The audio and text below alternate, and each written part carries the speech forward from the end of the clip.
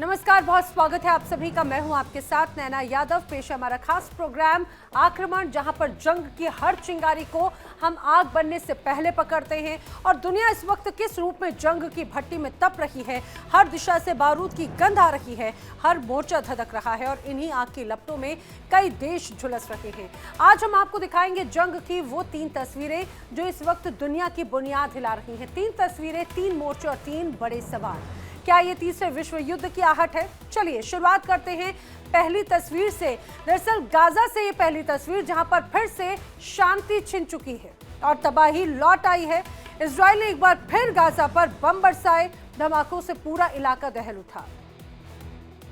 मासूमों की चीखें, मलबे में दबे लोग और सायरन की आवाजें। एक बार फिर से गाजा खून से भीग गया है और 9 दिन की शांति के बाद एक बार फिर यहां पर मौत दस्तक दे रही है। नेतन्याहू कह रहे हैं कि हमास ने शांति समझौता तोड़ा और जवानों में तबाही की बरसात कर दी है। अब दूसरी तस्वीर जहां पर जंग की आग यूक्रेन और रूस के इस बीच में कैसे भड़की हुई है। यूक्रेन ड्रोन से हमला कर रहा है तो रूस मिसाइलों से लगातार जवाब दे रहा है। ऑरेनबर्ग में रूस के सबसे बड़े गैस प्लांट में आग, ड्रोन से तबाही मचाई और जवाब में रूस ने यूक्रेन के शहरों को सीधे टारगेट किया। कीव, खार्किव, ओडेसा, हर तरफ सिर्फ और सिर्फ आग और धुआं है। युद्ध अब सीमाओं को लांघकर शहरों के दिलों में घुस चुका है और ये जंग अब रुकने वाली नजर नहीं आती। और आइए अब तीसरी तस्वीर, वो तस्वीर जो सबसे ज्यादा चौंकाने वाली है। व्हाइट हाउस से ये तस्वीर है, देखिए जरा, जहां पर अमेरिकी राष्ट्रपति डोनाल्ड ट्रंप ने सीधे ज़ेलेंस्की से कह दिया कि पुतिन की बात मान लो वरना यूक्रेन तबाह हो जाएगा। ट्रंप का साफ दबाव, शांति चाहिए तो रूस की शर्तें मानो। ज़ेलेंस्की टॉमहॉक मिसाइलों की गुहार लेकर आए थे, लेकिन ट्रंप ने साफ इनकार कर दिया और ये कहा कि भाई या तो डील करो या तबाही झेलो। तो सवाल ये कि क्या अब अमेरिका पीछे हट रहा है?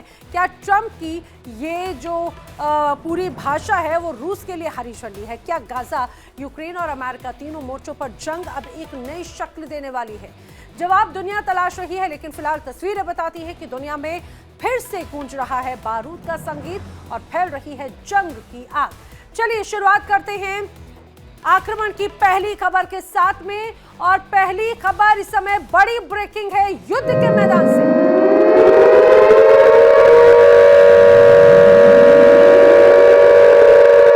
और बड़ी खबर है इजराइल और गाजा के बीच तनाव की। गाजा में 9 दिनों के बाद फिर से भीषण हमले हुए हैं। इजराइल ने गाजा में जबरदस्त बमबारी कर दी है। आईडीएफ के विमानों ने बम बरसाए हैं। हमास लड़ाकों के ठिकानों पर एक बार फिर से अटैक हुआ है। 12 से ज्यादा ठिकानों पर बड़े हमले किए गए हैं और हमले की जो तस्वीरें सामने आई हैं वो एक बार फिर से चिंता दर्शाती हैं। यहाँ पर सीधे टारगेट किया जा रहा है उन इलाकों को जहां पर हमास की मौजूदगी है, हमास के लड़ाके मौजूद हैं। दरअसल एक बार फिर से अब जैसे ही ये सीज फायर हुआ, सीज फायर के बाद में, पीस प्लान के बाद में मात्र 1 हफ्ते भी ये पीस प्लान ये कहा जाए सही रूप में नहीं टिका और उसके बाद में 9वें दिन एक बार फिर वही तबाही का मंजर जो कई सालों से गाजा और इजराइल झेल रहे हैं, एक बार फिर वही मंजर नजर आता है। 12 से ज्यादा ठिकानों पर बड़े हमले हुए।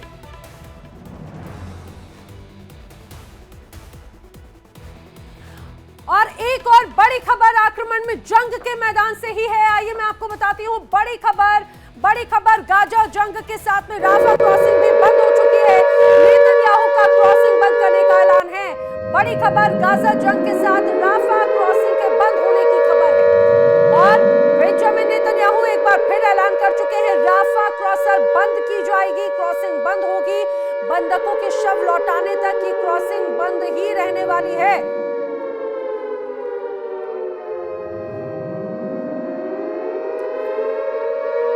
तरफ जो पीस प्लान का पहला हिस्सा था, पहला फेज था, उसमें ये पहले स्पष्ट हो चुका था कि जो गाजा है, हमास को बेसिकली सभी बंधकों के जो या तो शव या बंधकों को रिहा करना होगा और 72 घंटे का अल्टीमेटम दिया गया था। कुछ बंधक रिहा हो चुके हैं, कुछ शव जो हैं वो भी दिए जा चुके हैं, लेकिन अभी भी कई शव लौटाए नहीं गए हैं। इस बीच जो तनाव नजर आता है गाजा और इसके बीच, इजराइल के बीच, तो उसमें ये स्पष्ट हो चुका है। बेंजामिन नेतन्याहू कहते हैं कि राफा बॉर्डर बंद रहेगी तब तक जब तक सभी शव नहीं लौटा दिए जाते। और आइए अब आपको बताते हैं कि गाजा में 9 दिन की शांति के बाद आखिर एक बार फिर से गदर क्यों मचना शुरू हो चुका है। दरअसल हमास पर गंभीर आरोप लगाए गए हैं। हमास लड़ाकों ने एक बार फिर से हथियारबंदी शुरू कर दी है। ये बड़ा आरोप लगाया इजराइल की तरफ से। इजराइल ने यह भी कहा कि राफा में इजरायली सेना पर हमला हुआ है। ये आईडीएफ यानी कि इजराइल डिफेंस फोर्स की तरफ से बड़ा आरोप था। हथियारबंद लड़ाकों के खिलाफ बड़ी कार्रवाई की गई है। जिस तरह से हमास ने एक बार फिर से इजराइल को टारगेट किया, उसके बाद में ये स्पष्ट किया गया है कि भाई अब जवाब जो है वो दिया जाएगा। लेकिन हमास कहता है कि राफा में किसी भी तरह की कोई झड़प नहीं हुई है। ये एक प्रोपेगेंडा है इजराइल का। हमास कहता है हमास ने संधि के तहत बंदूक बंदी का पालन किया। हालांकि ये बात पहले ही हो रही थी कि हमास को सरेंडर करना होगा, हथियार त्यागने होंगे। हमास पहले इनकार कर चुका था। हमास ने कहा हमास आगे भी समझौते का पालन करता रहेगा। जो पीस प्लान का हिस्सा था हम उसका पालन कर रहे हैं। ये बात हमास की तरफ से कही गई है। हमास कह रहा है कि कोई झड़प नहीं हुई, बल्कि ये कहा जाए जो जवाबी कार्रवाई है वो इजराइल की तरफ से की गई है। और आइए अब आपको ये भी बताते हैं कि 2 साल में गाजा में जो तबाही मची उससे आखिर गाजा को नुकसान कितना हुआ था, आपको ये भी समझना बहुत ज्यादा जरूरी है। दरअसल गाजा में जिस तरह से पूरा जमकर युद्ध के 2 साल के बाद में गाजा में बचा क्या क्या है वो भी आप समझिए, क्या क्या पूरी तरह से बर्बाद हो चुका है वो भी समझिए। दरअसल 80% इमारतें जो हैं वो पूरी तरह से तबाह हो चुकी हैं। 90% स्कूल बर्बाद हो चुके हैं। 98% जो है वो खेत उजड़ चुके हैं। खेती लायक जमीन जो है वो पूरी तरह से खत्म हो चुका है। पानी, बिजली, इलाज सब कुछ मुश्किल हो चुका है। इंफ्रास्ट्रक्चर की अगर बात करूं तो करीब 54 मिलियन टन मलबा यहाँ पे इंफ्रास्ट्रक्चर पूरी सिर्फ मलबा ही मलबा नजर आता है। मलबा हटाने में कई रिपोर्ट्स ऐसी कहती हैं कि 10 सालों तक का वक्त लगेगा। 4.5 करोड़ के नुकसान की भी खबर ये जो है अभी तक अनुमान जताया गया है। लेकिन अगर शिक्षा और स्वास्थ्य जो बेसिक मूलभूत होता है उसमें 90% स्कूल गाजा में तबाह हो चुके हैं। 10 यूनिवर्सिटीज के 51 इमारतें ध्वस्त हो चुकी हैं। 30,000 करोड़ का एजुकेशन इंफ्रास्ट्रक्चर तबाह हो चुका है।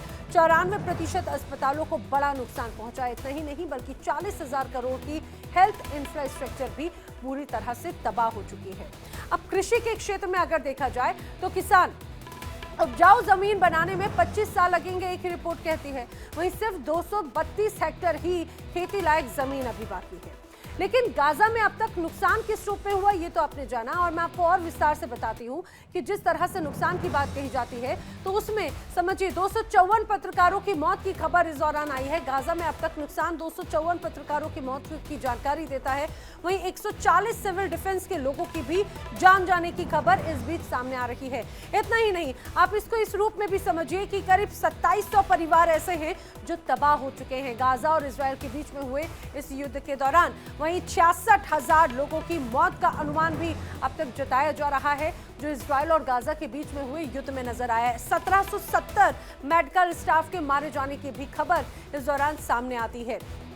इसको इस रूप में भी आप समझिए जिस तरह से स्थिति अभी यहाँ पर जटिल नजर आ रही है, ऐसा लगता है कि तबाही का मंजर और भी ज्यादा आगे बढ़ता हुआ नजर आएगा। वहीं खबरों में आगे बढ़ते हैं आप। न्यूयॉर्क में इजराइल के खिलाफ बड़ा प्रदर्शन नजर आता है। बड़ी खबर है युद्ध के मैदान से। न्यूयॉर्क में हजारों की तादाद में सड़कों पर लोग उतर आए हैं। बड़ी खबर यह है कि गाजा में हमलों का जबरदस्त विरोध हो रहा है। जिस तरह से गाजा में एक बार फिर से हमला हुआ, इसको लेकर न्यूयॉर्क में इजराइल के खिलाफ बड़ा प्रदर्शन नजर आता है। लोग सड़कों पर नजर आते हैं। न्यूयॉर्क में सड़कों पर नजर आते हैं। न्यूयॉर्क में इजराइल के खिलाफ जमकर प्रदर्शन है। हजारों की तादाद में लोग सड़कों पर उतरे हैं। देखिए एक बार फिर से इस पूरे शांति पीस प्लान के साथ ही एक बार फिर यहाँ पर तनाव नजर आता है। हमास कहता है कि इजराइल ने हमला शुरू किया है। इजराइल कह रहा है कि हमास की तरफ से हमले किए गए हैं। हालांकि ये कहा जो है हमास ने फिर सफाई भी दी कि कोई किसी तरह का राफा बॉर्डर पे कोई झड़प नहीं हुई, बल्कि इजराइल का ये प्रोपेगेंडा है। हालांकि इस बात में बल इसलिए नजर आता है क्योंकि हमास पहले ही कह चुका है कि हथियारबंदी हम नहीं त्यागेंगे। इजराइल कहता रहा है कि हमास के अंत होने तक उसका खात्मा जो है वो किया जाएगा। गाजा में एक बार फिर से गदर मच गया। 9 दिन की खामोशी टूट चुकी है और अब फिर से गोलियों की गूंज, धमाकों की दहशत और मलबों में दबती जिंदगियां दिख रही हैं। इजरायली फोर्सेस ने गाजा पर भीषण बमबारी की, वहीं हमास भी जवाबी रॉकेट छोड़ रहा है। लोग फिर से अपने घर छोड़कर भाग रहे हैं। अस्पतालों में चीख पुकार है और आसमान में धुआं ही धुआं। नेतन्याहू कह रहे हैं कि हमास ने शांति योजना तोड़ी, जबकि हमास का दावा है कि हमने तो उसी प्लान पर अमल किया है। सवाल अब बड़ा है कि क्या गाजा में एक और बड़ी जंग शुरू हो चुकी है? क्या ये सिर्फ शुरुआत है उस तबाही की जो अभी आने वाले वक्त में और बढ़ती हुई नजर आएगी?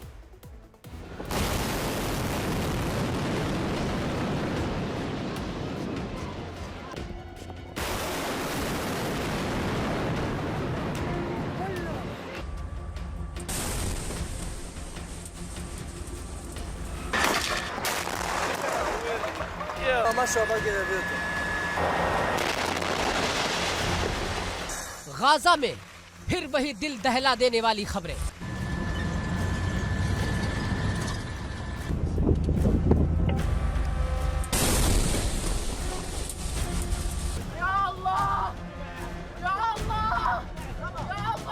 नौ दिन की सिलसिला टूटते ही शहर फिर विस्फोटकों से गूंज उठा।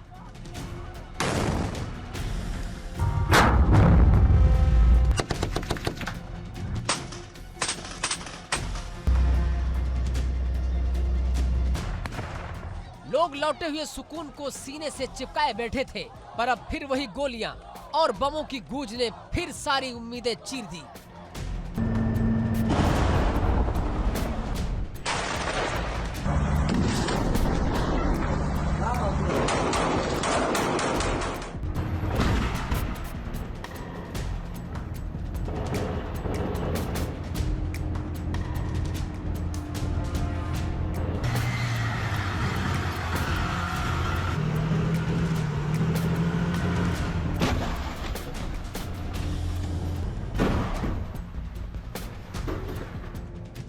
नेतन्याहू का कहना है कि हमास पीस प्लान का पालन नहीं कर रहा है, जबकि हमास का जवाब है कि हम उसी योजना के मुताबिक अमल कर रहे हैं। अब सवाल ये है कि उन देशों का क्या रुख होगा जो पीस प्लान के वक्त मौजूद थे।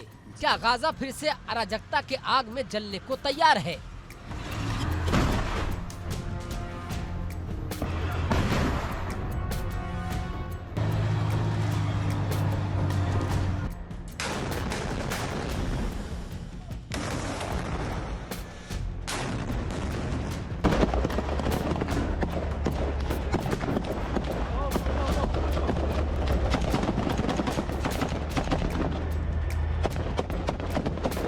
गाजा जहां 9 दिन की अनकही शांति ने हवाओं में कुछ खामोशी भर दी थी, वही खामोशी आज के धमाकों में बदल गई।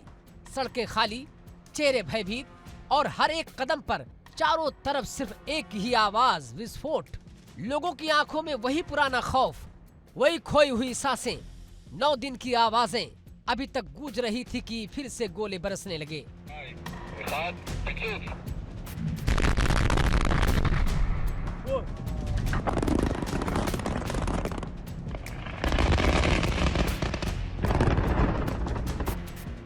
लोग उदास मन से कह रहे हैं कि हमें लगा था कि अब सभी लोग सुरक्षित रहेंगे, पर आज सुबह ही घर से भागना पड़ा। ये कब खत्म होगा?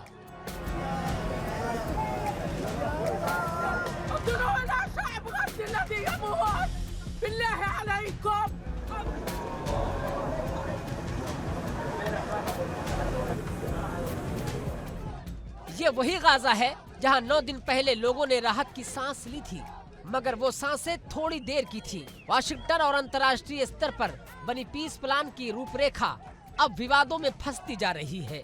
इस हालत में नेतन्याहू का सीधा आरोप है कि हमास ने शांति योजना का पालन नहीं किया।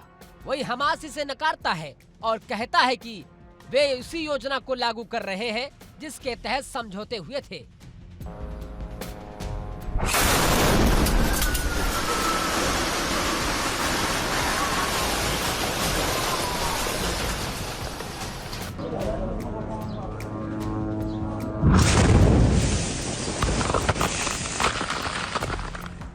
राजनीतिक विश्लेषकों का दावा है कि जब दावे और वादे टकरा रहे हो, असल सवाल ये है परमाणु और अंतर्राष्ट्रीय निगरानी कहाँ है? जिन देशों ने प्लान को सिर्फ दस्तावेजों में सहेजा था, आज उन्हीं की नीति पर सबकी निगाहें टिकी हैं।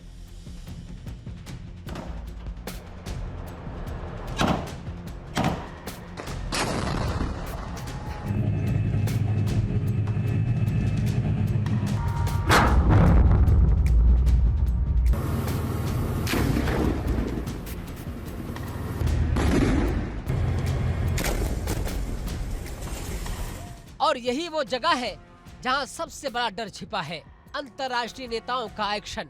जिन देशों के प्रतिनिधि पीस प्लान के समय मौजूद थे, उनके कदम अब निर्णायक होंगे। क्या वो दबाव में इजाफा करेंगे? क्या किसी नए मध्यस्थता का रास्ता खुलेगा या फिर पैमानों का टूटना एक व्यापक टकराव का रूप लेगा?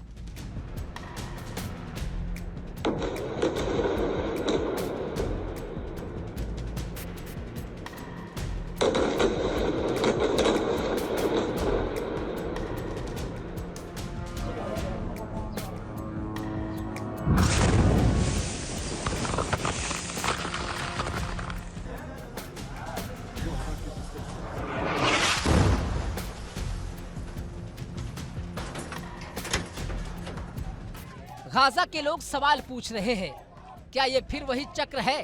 क्या वर्षों से चला आ रहा विनाश एक और दौर में बदलने वाला है? स्थानीय अस्पतालों के हालात पहले भी कमजोर थे, अब हम देख रहे हैं कि घायलों की संख्या बढ़ने लगी है और मेडिकल सुविधाएं फिर दबाव में आ रही हैं। इमरजेंसी सप्लाईज के लिए कॉल कर रहे हैं, हर बार यही कहना है कि दवाइयां खत्म हैं, बैंडेज भी कम पड़ रहे हैं।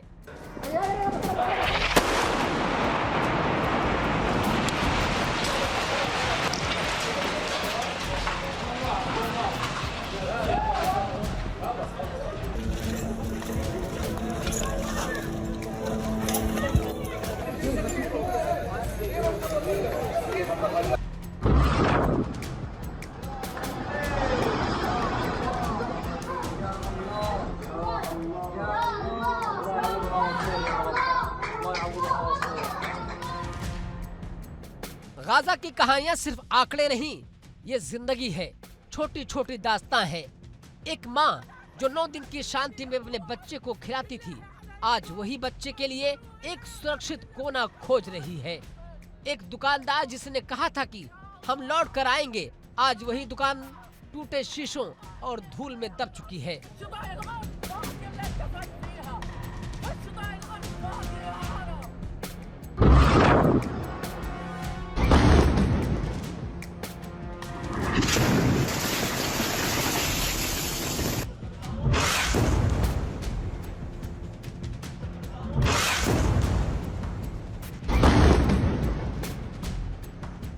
गाजा की हवा में अब वही खौफ है जो महीनों से लोगों के सीने में पनपा हुआ था। चारों ओर सिर्फ एक ही आवाज, सवालों की ताल। किसकी गलती है? किसका इरादा साफ है? और सबसे अहम, आम लोगों की जिंदगियां किसकी जद में आएंगी?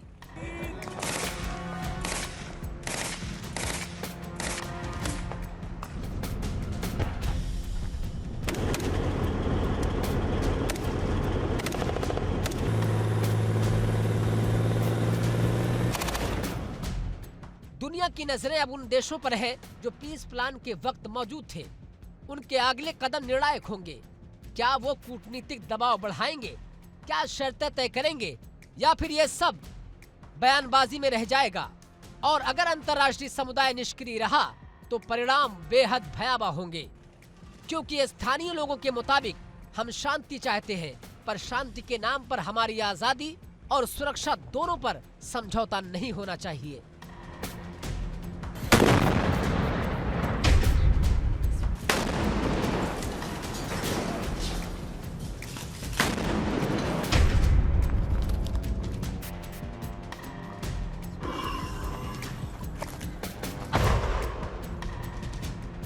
और बीच में गाजा के सामान्य लोग जो बस जीना चाहते हैं, आज फिर से वही पुरानी मांग दोहरा रहे हैं। सुरक्षा, भोजन, दवा और एक साधारण जिंदगी। जब बंदूकें बोलती हैं तो आवाजें दब जाती हैं, पर इन आवाजों को अब भी सुनना बाकी है। सवाल वही है कि पीस प्लान पर कौन करेगा अमल? अंतर्राष्ट्रीय दबाव बनाम वास्तविक जमीन की हकीकत। आज का गाजा एक बार फिर दो विकल्पों के बीच फंसा दिखता है, शांति की नाजुक आशा और युद्ध की तेज वापसी। नेतन्याहू के आरोप और हमास के दावों के बीच असली सवाल यही है कि वास्तविक कार्रवाई कौन करेगा और क्या उन देशों के फैसले जो शांति समझौते के साक्षी बने थे गाजा के भविष्य का मार्ग तय करेंगे। लोगों के अनुसार हम दिन भर सिर्फ यही सोचते हैं कि कल क्या होगा, बच्चे कहाँ जाएंगे, रातें कैसे कटेंगी।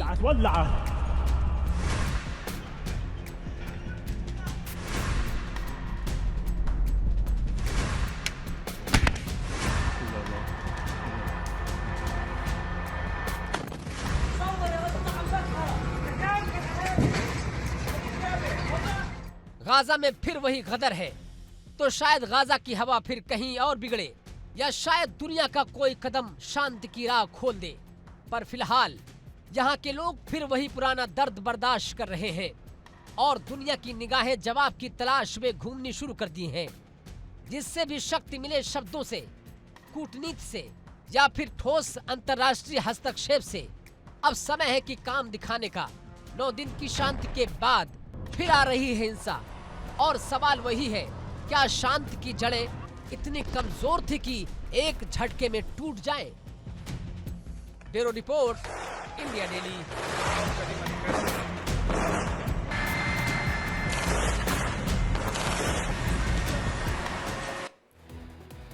तो गाजा में एक बार फिर से गदर मचता हुआ नजर आता है। आइए अब आपको बताते हैं कि पीस प्लान में आखिर क्या महत्वपूर्ण हुआ था। पीस प्लान की 10 महत्वपूर्ण बड़ी बातें आखिर क्या हैं।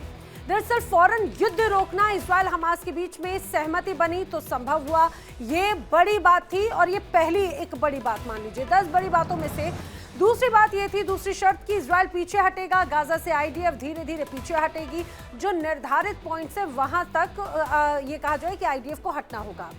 इसके अलावा गाजा को आतंक मुक्त बनाना एक महत्वपूर्ण इसमें हिस्सा था। हमास के ठिकाने और हथियार हटाए जाएंगे, ये बात भी इस पीस प्लान में शामिल थी और यही बात इजराइल ने एक बड़ी शर्त रखी।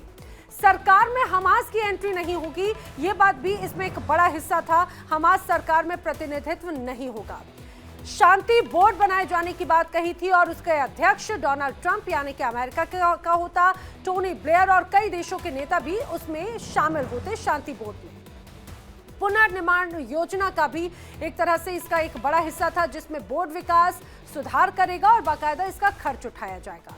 रक्षा के लिए फौज तैनात किए जाने की भी चर्चा और इस शर्त में एक बड़ी भूमिका थी। अंतर्राष्ट्रीय सुरक्षा बलों की तैनाती रखने की भी इस दौरान इस पीस प्लान में बातचीत हुई थी।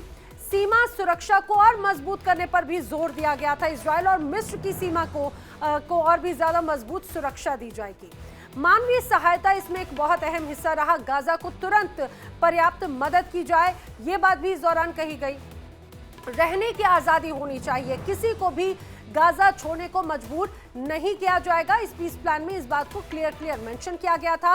लेकिन जिस तरह से ये कहा गया था कि इस बार हमास की कोई भूमिका नहीं होगी, दूसरी तरफ ये कहा गया था कि सबसे महत्वपूर्ण हमास को अपने हथियार डालने होंगे, तो हमास इस बात को पहले ही पूरी तरह से दरकिनार कर चुका था। तो ये उस पीस प्लान की 10 बड़ी बातें रही हैं। चलिए अब खबरों में आगे बढ़ते हैं और बढ़ते हैं अगली बड़ी खबर की ओर। अगली बड़ी खबर युद्ध के मैदान से।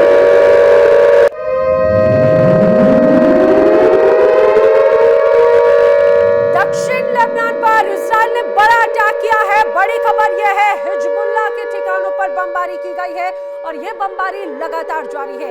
आईडीएफ की बमबारी में हिजबुल्लाह का ठिकाना तबाह हो चुका है, ये दावा किया जा रहा है। आईडीएफ के हमले से हिजबुल्लाह में आक्रोश है। आपको बताते चले, हिजबुल्लाह के कई ठिकाने पूरी तरह से ध्वस्त कर दिए गए हैं।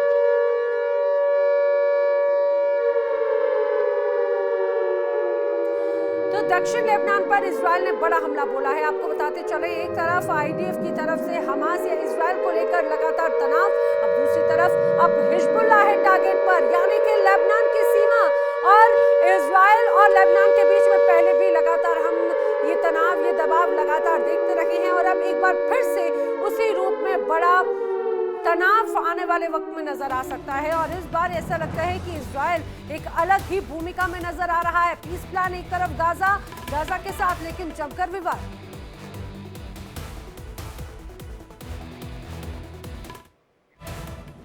और आक्रमण में अब अगली खबर युद्ध के मैदान से आई है। मैं आपको बताती हूं अगली वॉर ब्रेकिंग और अगली बड़ी खबर रूस यूक्रेन युद्ध से जुड़ी हुई है। बड़ी खबर है, बहुत बड़ी खबर। रूसी ठिकानों पर यूक्रेन ने बड़ा अटैक किया है। MiG-29 से रूसी ठिकानों पर बड़ा हमला बोला गया है। हमले में रूसी बेस को बड़ा नुकसान पहुंचा है।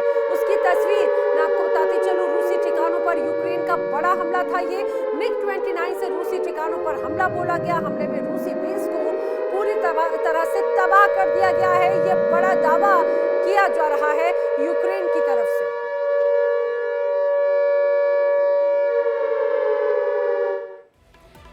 और रूस तनाव के बीच में एक और बड़ी खबर सामने आ गई है युद्ध के मैदान से।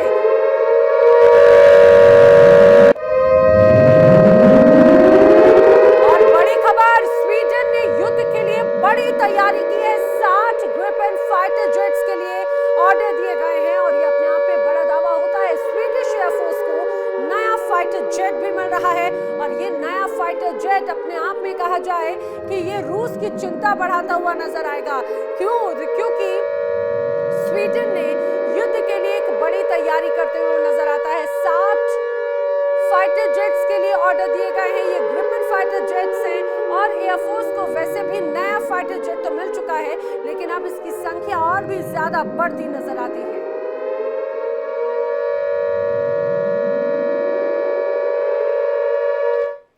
और एक के बाद एक लगातार बड़ी खबरें रूस यूक्रेन युद्ध के तनाव को और बढ़ाती हुई। एक और बड़ी खबर युद्ध के मैदान से आपके सामने। रूस के ऑयल रिफाइनरी पर यूक्रेन का बड़ा हमला है। ड्रोन से समारा के रिफाइनरी पर बड़ा अटैक किया गया है। हमले के बाद में ऑयल रिफाइनरी पूरी तरह से जलकर खाक हो चुकी है। आपको बता दें ये रूस का बड़ा हमला, रूस के ऑयल रिफाइनरी पर यह बड़ा हमला है और इसकी तस्वीर जब आप देखेंगे तो आप समझ पाएंगे यूक्रेन की तरफ से यह हमले का दावा किया गया और जहां तक नजर जाती है वहां पर सिर्फ और सिर्फ धुएं का गुबार नजर आता है और कुछ भी नहीं। ड्रोन से समारा के रिफाइनरी पर बड़ा यह अटैक किया गया है।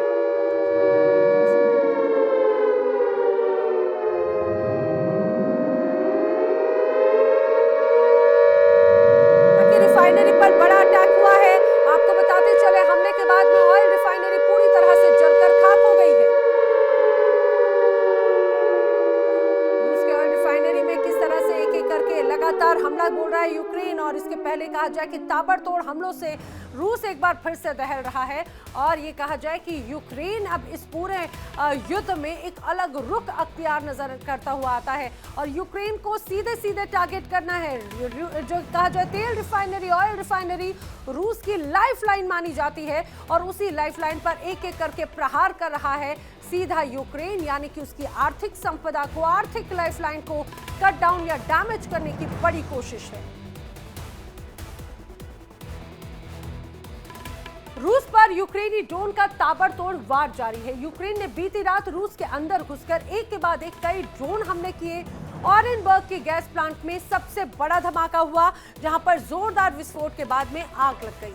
रूस की वायुसेना ने दावा किया कि 45 ड्रोन मार गिराए, लेकिन नुकसान बहुत हो चुका था। यूक्रेन ने यह हमला रूस के ऊर्जा इंफ्रास्ट्रक्चर को निशाना बनाकर किया ताकि युद्ध की ताकत को सीधे सीधे पटरी से उतारा जा सके। अब सवाल यह है कि क्या यह सिर्फ जवाबी हमला था या रूस के भीतर तबाही की नई शुरुआत।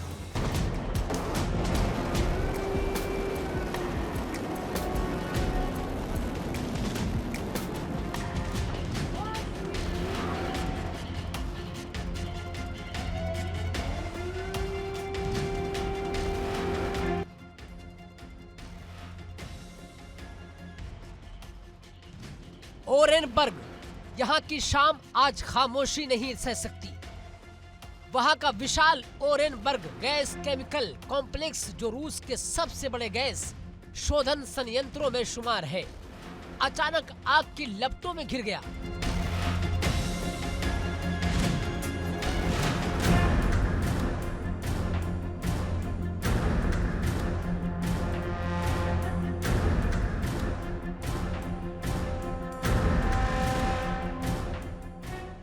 ये वही संयंत्र है जिसकी सालाना क्षमता लगभग 45 अरब घन मीटर गैस शोधन की बताई जाती है।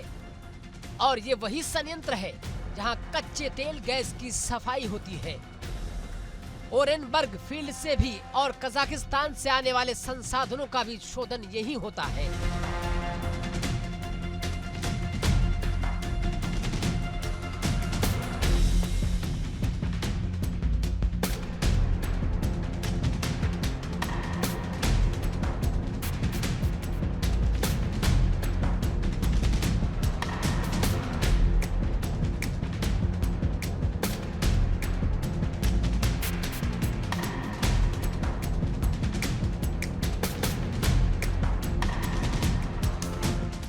क्षेत्रीय गवर्नर येवगेनी के मुताबिक हमारी प्राथमिक जानकारी के अनुसार ड्रोन के वर्कशॉप को निशाना बनाया गया, वहां से आग फैल गई और बाकी संयंत्र इंफ्रास्ट्रक्चर को नुकसान पहुंचाया।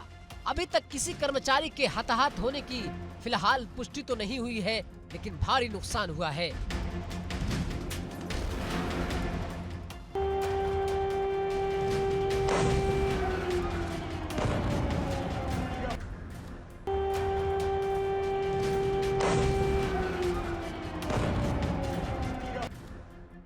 स्थानीय अधिकारियों के मुताबिक सबसे पहले वर्कशॉप में आग लगी, वहां से आग ने पूरे परिसर को घेर लिया।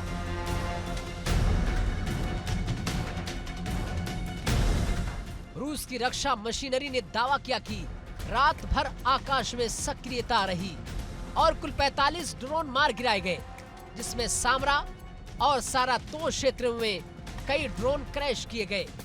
सामरा और सारातोव के गवर्नर इस बाबत अलग अलग बयान दे रहे हैं, पर एक बात साफ है, क्षेत्र की एयर डिफेंस सिस्टम पूरी तरह सक्रिय रही।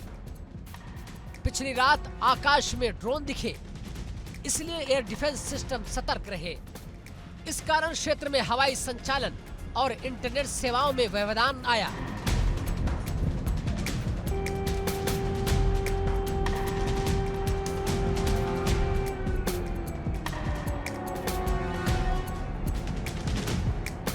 और यूक्रेन के बीच गतिरोध अब सिर्फ सीमाओं तक सीमित नहीं रहा, ये सीधे ऊर्जा ठिकानों को निशाना बना रहा है। यूक्रेन पिछले कई महीनों से रूस के ऊर्जा संयंत्रों पर हमले कर रहा है और आज का ये हमला उसी कड़ी का नया अध्याय माना जा रहा है। विशेषज्ञों का कहना है कि ऊर्जा इंफ्रास्ट्रक्चर को निशाना बनाना किसी भी देश की अर्थव्यवस्था और नागरिक जीवन पर गहरा असर डालता है। ऊर्जा विशेषज्ञ का दावा है कि गैस प्लांटों का क्षतिग्रस्त होना सप्लाई चेन में रुकावट पैदा करेगा। अगर ये संयंत्र लंबे समय तक बंद रहता है तो क्षेत्रीय आपूर्ति और निर्यात पर असर पड़ेगा, जिसके दूरगामी आर्थिक नतीजे होंगे।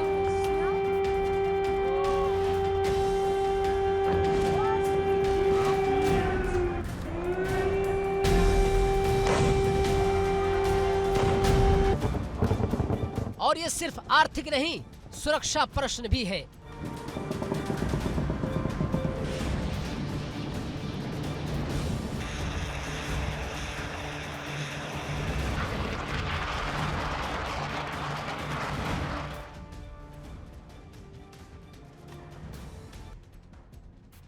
प्लांट पर आग के चलते आसपास के इलाकों की जनता में खौफ भरा हुआ है।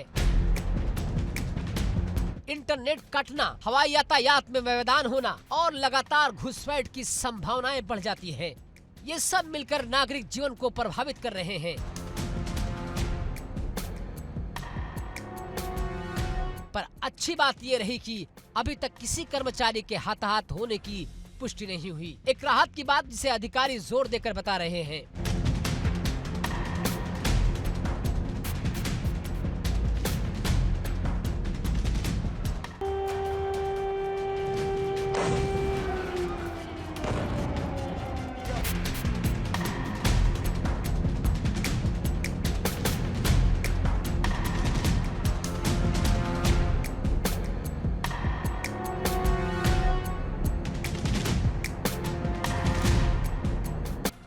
ओरेनबर्ग गैस केमिकल कॉम्प्लेक्स का ये महत्व सिर्फ स्थानीय लोगों के लिए नहीं है, इसके बदले पड़ी क्षति वैश्विक ऊर्जा बाजारों पर भी प्रभाव डाल सकती है। कच्चे उत्पादों के शोधन का ये हब कई जगहों के लिए महत्वपूर्ण है और इसे निशाना बनाना रणनीतिक महत्व का संकेत दे सकता है।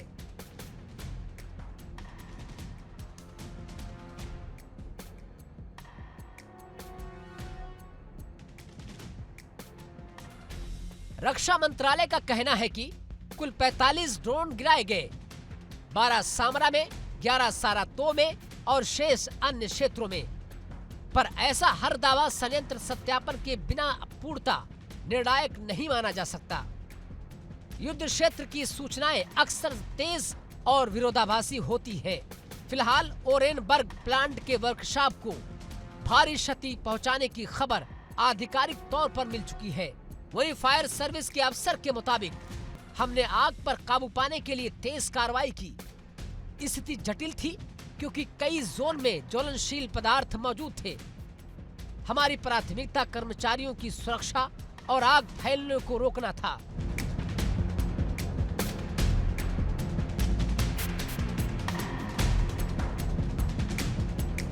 इस हमले के बाद राजनीति में भूकंप सा आ गया। दोनों पक्ष एक दूसरे पर आरोप लगा रहे हैं और अंतर्राष्ट्रीय समुदाय की प्रतिक्रिया पर सबकी नजरें हैं। अगर ऐसे हमले जारी रहे तो ऊर्जा बुनियादी ढांचे की सुरक्षा को लेकर नई रणनीतियां और सैन्य सुरक्षा उपाय उठाए जा सकते हैं, पर इसका सीधा नुकसान आम नागरिकों और अर्थव्यवस्था को ही होगा।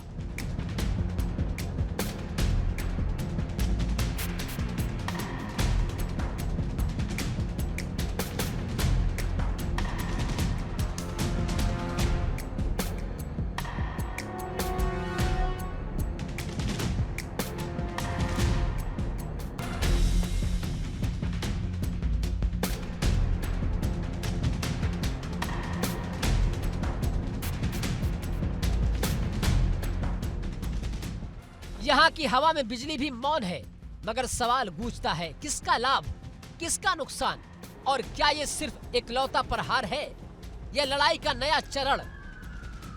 अभी के लिए इलाके की सुरक्षा बल सतर्क है, पर प्लांट की क्षति और क्षेत्रीय प्रभाव को लेकर लंबा संघर्ष संभव है।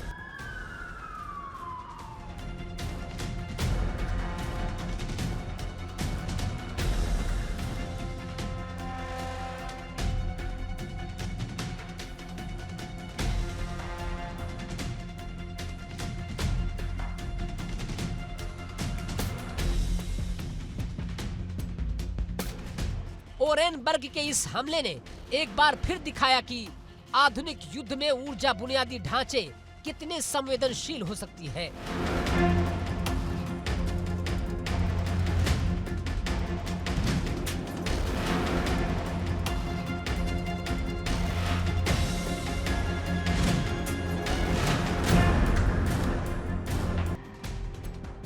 नुकसान की फिजिकल तस्वीर के साथ साथ राजनीतिक और आर्थिक असर भी गहरा होगा और दुनिया अब इस बात पर निगाहें गड़ाए हुए है कि अगला कदम क्या होगा।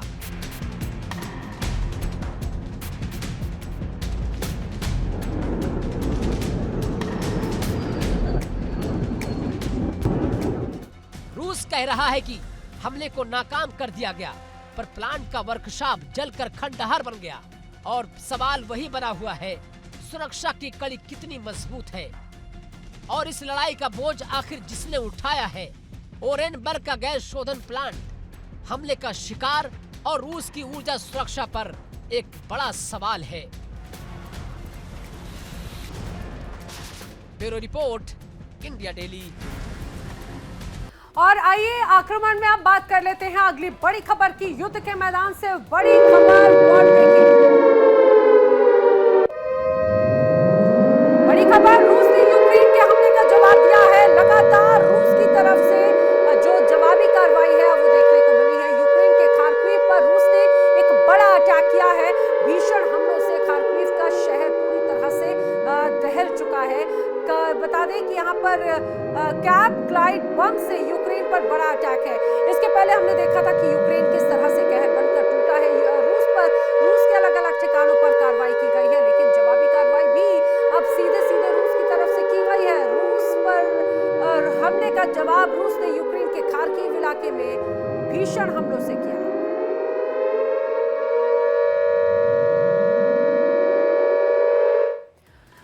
यूक्रेन पर रूस का भीषण पलटवार जारी है। ड्रोन हमलों का जवाब रूस ने मिसाइलों से दिया है और यूक्रेन एक बार फिर धमाकों से कांप उठा है। रूसी फोर्सेस ने क्वीव, खारकीव और ओडेसा में एक के बाद एक मिसाइलें बरसाई। रिहायशी इलाकों तक में जमकर तबाही मची। बिजली घर हो, ट्रेन स्टेशन हो या फिर गोदाम, सब कुछ रूस के निशाने पर है। पुतिन का साफ संदेश है कि अगर यूक्रेन हमला करेगा तो जवाब और भी ज्यादा देखना पड़ेगा। और अब दोनों ही तरफ से चल रही आग और बारूद की जंग, और सवाल ये भी है कि आखिर पहले कौन थमेगा। Your leadership on this. Без цього, на жаль, у час війни, але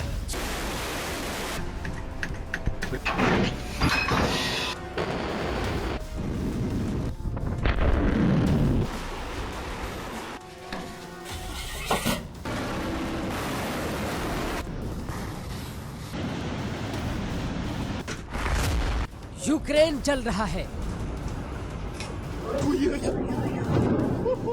आसमान से मौत बरस रही है।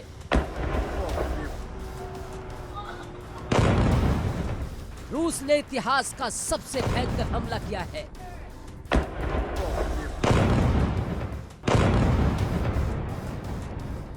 कीव से खारकीव तक, पोल्टावा से डोनबास तक, हर तरफ सिर्फ आग, राख और चीखे हैं।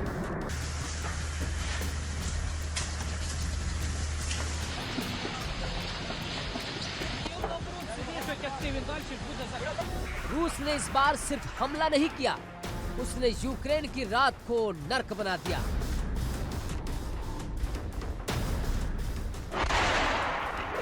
$800 से ज्यादा खतरनाक कॉमिकोज ड्रोन, 35 से ज्यादा लंबी दूरी की मिसाइल और निशाना बनाया गया यूक्रेन का सैन्य ढांचा, गैस प्लांट, रिहायशी इलाके, खारकीव और पोल्टावा में जलते मलबे के ढेर हैं।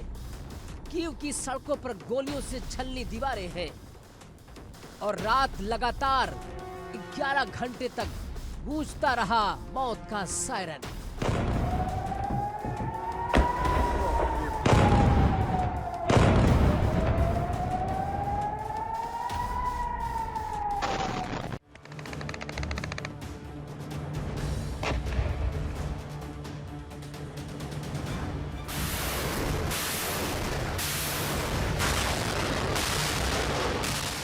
ये हमला नहीं, रूस की तरफ से एक खुला ऐलान है कि वो अब किसी सीमा का सम्मान नहीं करता। कीव में पहली बार सरकारी इमारत को टारगेट किया गया, यानी अब रूस सीधे यूक्रेन सरकार के कंधे पर बंदूक रख चुका है।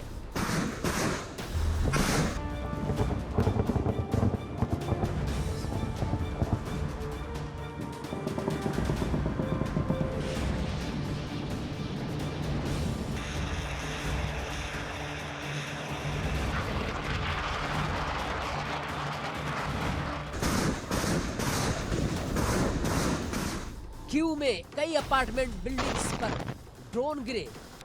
नींद में सो रहे परिवार जलते घरों से जान बचाते दिखे। बुजुर्ग, बच्चे, महिलाएं सभी निशाने पर थे। यूक्रेनी एयर डिफेंस ने कुछ ड्रोन गिराए, लेकिन भारी तबाही नहीं रोक सके। 2022 से अब तक का सबसे बड़ा, सबसे लंबी रात रही है यूक्रेन के लिए, और शायद युद्ध के सबसे काले दिन। क्या अब रूस इस युद्ध को खत्म नहीं करना चाहता? क्या ये वार्निंग है नेटो के लिए, अमेरिका के लिए, पूरी दुनिया के लिए?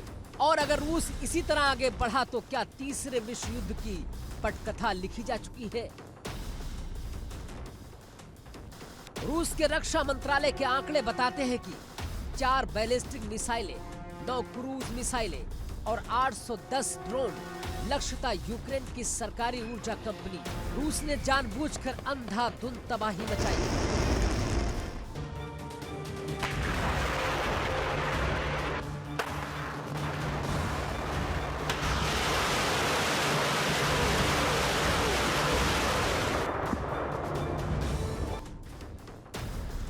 यूक्रेन के राष्ट्रपति ज़ेलेंस्की ने इस हमले को घृणित बताया। शांति पहल की कोशिशों के बीच रूस ने वार्ता को ठेंगा दिखाया और हमला किया। पूरी दुनिया अब जंग को रोकना चाहती है, लेकिन रूस की हरकतें उल्टी दिशा में हैं। अगस्त में राष्ट्रपति ट्रंप से मुलाकात के बाद भी कोई ठोस शांति प्रयास नहीं दिखा। रूस जंग को लंबा खींच रहा है। शांति की बात सिर्फ अफवाह लगती है।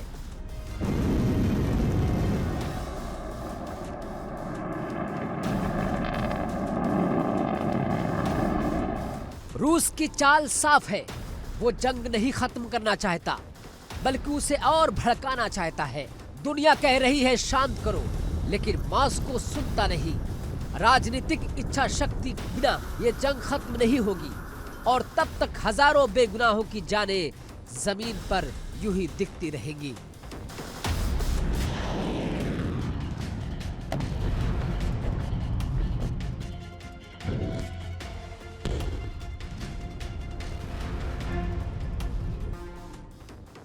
उधर पुतिन ने कहा, कुछ देश परमाणु हथियार के परीक्षण की तैयारी कर रहे हैं।